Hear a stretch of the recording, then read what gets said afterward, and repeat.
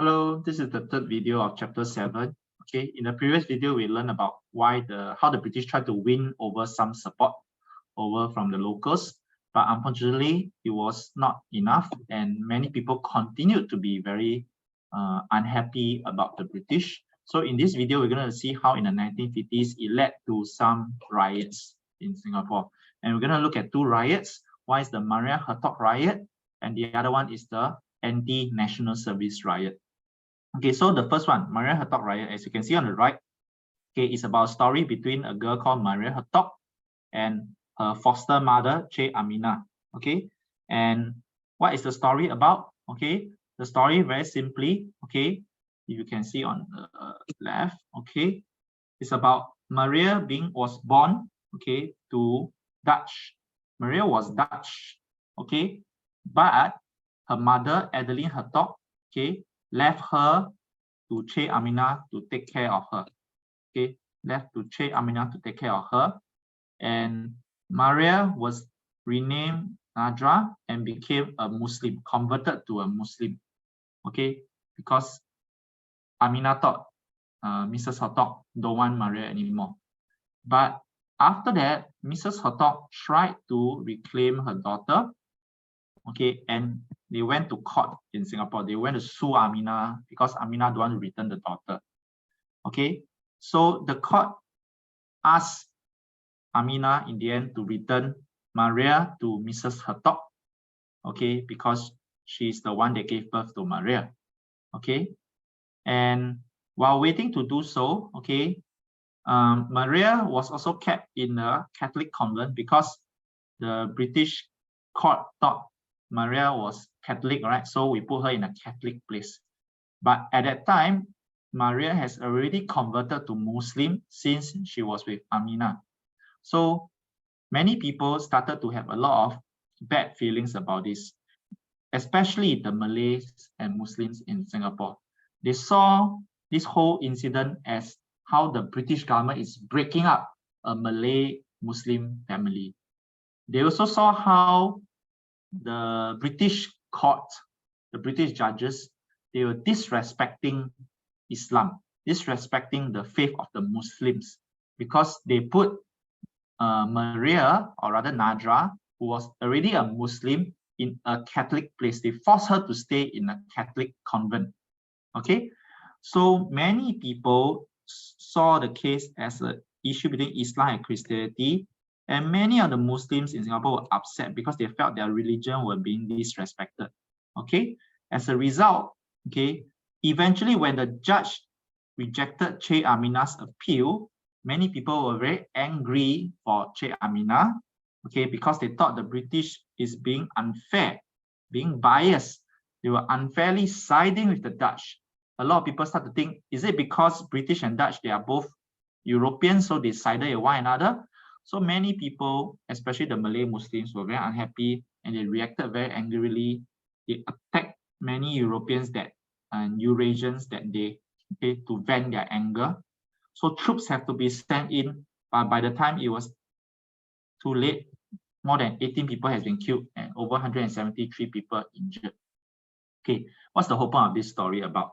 Basically, what you need to know is people were angry about the British through this case, of course, but it was not purely because of this case. That's why they were so angry. Remember, if the British had been ruling Singapore very well, if the British have solved all the problems in Singapore, like housing, like food, like the economy, people were living a very good life, they might not have reacted so violently from this incident, this Maria Hertogh incident. Okay, the problem is they had a lot of all these grievances, all this bad feeling from the British because the British were not governing Singapore properly. Okay, they let us down during the Japanese occupation. After they came back, they were still not governing the country properly. That's why they have all this anger within them. And when this Maria Hertogh case came up, it was sort of like a spark that caused the fuel to catch fire and explode. Okay, so people were angry. This case made them explode and become very angry. Okay, So the Maria Hertogh riot is one of the examples of how people were very dissatisfied with British rule. And when these kind of things happen, people can use that and vent their frustration. Okay. The other riot that shows how people continue to be very upset at the British is the anti-national service riot. Now, what is this national service riot about? Okay. So after the war, okay, they feel like the British thought, defending Singapore should be spread more evenly about population. Basically, they wanted more people in Singapore to defend the country, not just let the British soldiers defend the country. Okay, so they passed this thing called the National Service Ordinance. Ordinance means a law. So they passed this law requiring all males, okay, to register for national service, or else they will be jailed or fined. So they are forcing all these 18 and 20 to 20-year-old males to join the army, basically. Okay. However, it was a very unpopular decision, especially for the secondary school students from Chinese medium schools. So from Chinese schools, there are many secondary school students. They did not want to join national service. Okay. Many of them had to join national service because they are old enough. Okay, but they do not want their education to be disrupted. They have already missed school because of the Japanese occupation, and now they are being asked to miss school again to join national service. So many of the secondary school students in Chinese schools, they were not happy with that. Furthermore, the students already felt discriminated against Chinese education. They thought, the British, they always favored English medium schools. They never were a big supporter of Chinese schools.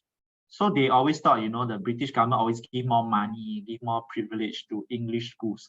So these Chinese students were especially unhappy because they had a beef, they had a grudge against the British government already, because they thought, I was Chinese, you don't want to support Chinese school, and now you are purposely coming out in national service to make life more difficult even for me.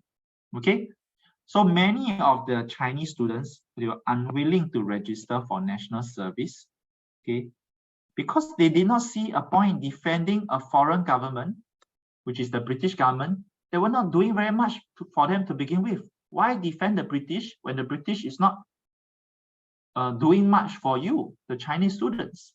Okay, so a lot of them, 500 of them, they held a protest. The British deployed riot police. Initially, it was very peaceful, but it turned violent very quickly. And the British had to close down many Chinese medium schools. Okay, but it made people very angry.